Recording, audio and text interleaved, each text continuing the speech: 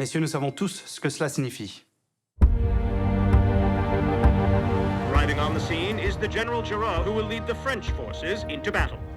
Pour moi, la musique, elle est essentielle parce que ce qui compte avant tout, c'est l'émotion. Moi, ce que j'aime, c'est les films d'aventure et c'est les films dans lesquels on ressent de l'émotion.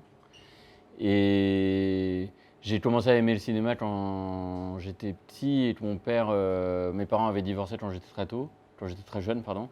Et comme beaucoup d'enfants, j'étais un peu casanier, je voulais pas aller chez mon père, tout ça, etc. Et donc il avait acheté une télé, un magnétoscope, et il me montrait des films et du coup j'allais tout le temps chez lui.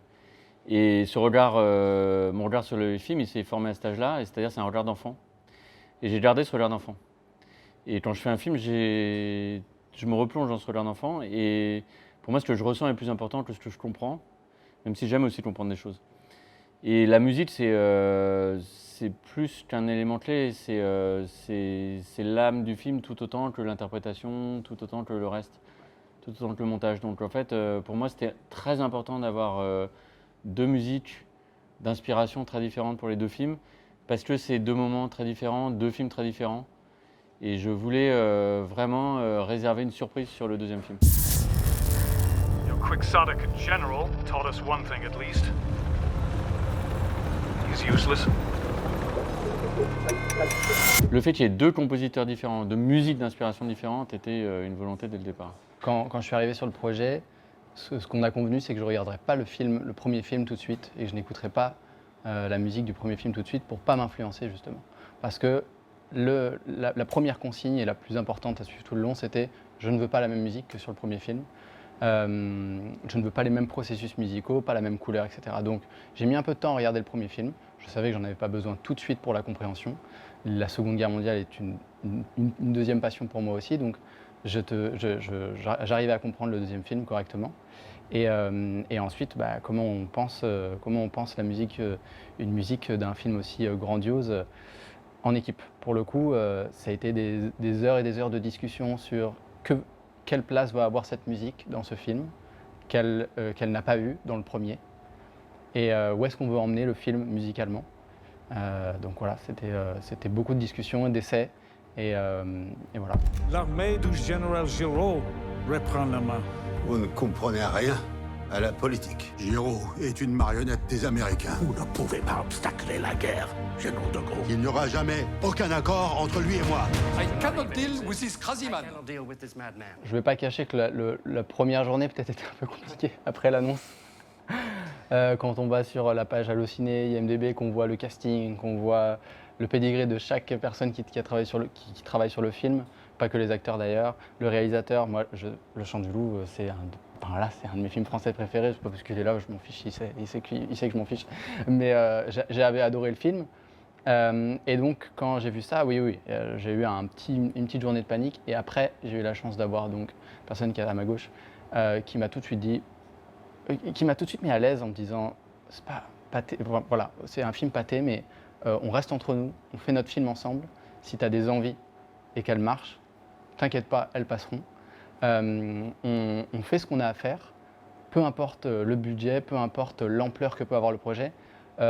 J'ai eu la chance d'arriver avec une sorte de naïveté sur ce projet, parce que c'est mon premier long métrage de cinéma. Avant, c'était du documentaire pour la télé, c'est complètement radicalement différent sur le processus. Et donc, j'ai eu la chance d'avoir une sorte de naïveté où voilà, j'allais les voir, je leur faisais des propositions. J'avais pas le plus gros des studios, loin de là. Et donc, je faisais mes maquettes, et c'était tellement reçu avec du respect et de la discussion et du débat qu'en fait, jusqu'au bout, et en fait, ce n'est que maintenant que je réalise l'ampleur du projet. Maintenant qu'il est là, voilà, que je vois les premiers articles de presse d'un film sur lequel j'ai travaillé, c'est magique. Et du coup, je le réalise maintenant. Heureusement, j'ai été protégé de ça par Antonin pendant tout le long du process. Les résistants doivent s'unir. Essayez de me laisser le temps d'agir. J'ai besoin de temps. No République française, just a flag. Pour lui, la France n'existe plus. Je pense que quand on veut faire quelque chose, il faut coller à la route. Ouais. Et donc en fait, il n'y a aucun moment où il faut commencer à avoir des états d'âme ou des vertiges. Il faut se demander à quel moment je dois foncer, à quel moment je dois tourner, à quel moment je dois ralentir pour un virage, et c'est tout. Ouais.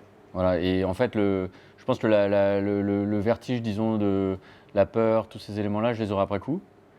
Probablement, parce que c'est vrai que je me suis attaché à quelque chose d'assez iconique et massif et important et tout ça, ok. Mais en tout cas, pendant que moi je travaillais, je ne pouvais pas me permettre de penser à ça. Je dois rester connecté à mon émotion et toute forme de pression extérieure, de peur, etc., est de nature à me paralyser, en fait, à faire que je ne puisse plus travailler.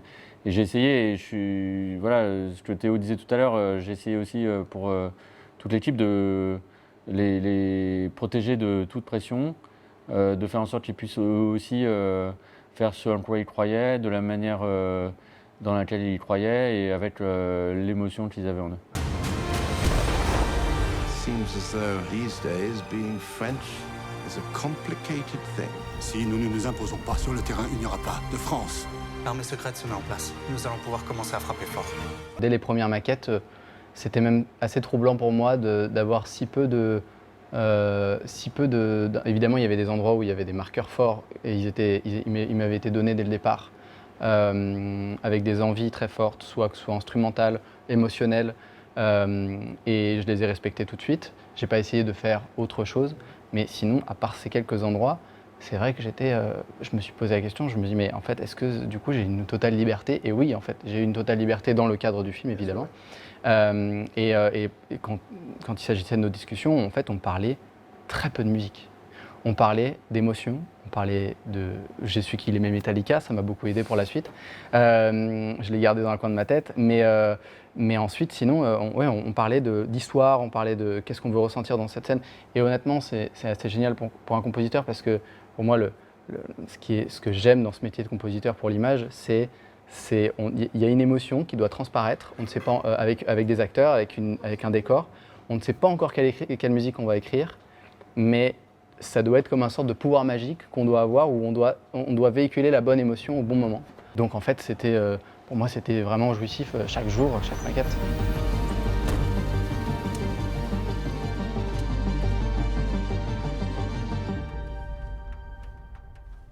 La seule séquence que j'ai pas faite à l'image tout de suite, c'est la séquence de la libération à la fin, parce que je n'avais pas encore les images et je venais de rencontrer Antonin et je savais qu'il fallait que j'étais tellement inspiré par ce que je venais de voir en salle de montage, je pouvais pas attendre qu'on m'envoie le film. Donc j'ai écrit ce morceau de musique en regardant par la fenêtre les toits de Paris. Je savais qu'il y avait des images des toits de Paris. J'écoutais les cloches quand ça sonnait, etc. Je me suis inspiré et les images sont arrivées, j'ai posé dessus et je me suis dit bon bah ça marche plutôt bien, il faut réadapter. Et après ça, sinon je travaillais qu'avec les images parce que c'est elle qui m'appelle un peu les couleurs que je dois y intégrer, quoi. C'est là-bas que se joue le destin du monde. Nos enfants n'auront rien à nous reprocher à notre tour.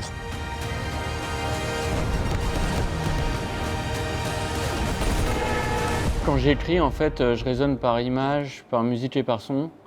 Je vois des choses dans ma tête, j'entends des trucs dans ma tête, et ensuite j'essaie de les écrire pour que l'équipe puisse les voir. Et c'est ça le scénario. Et donc j'ai des fragments de choses et des émotions auxquelles j'essaie de rester, que j'essaie de tenir pendant tout le temps que va durer la fabrication du film.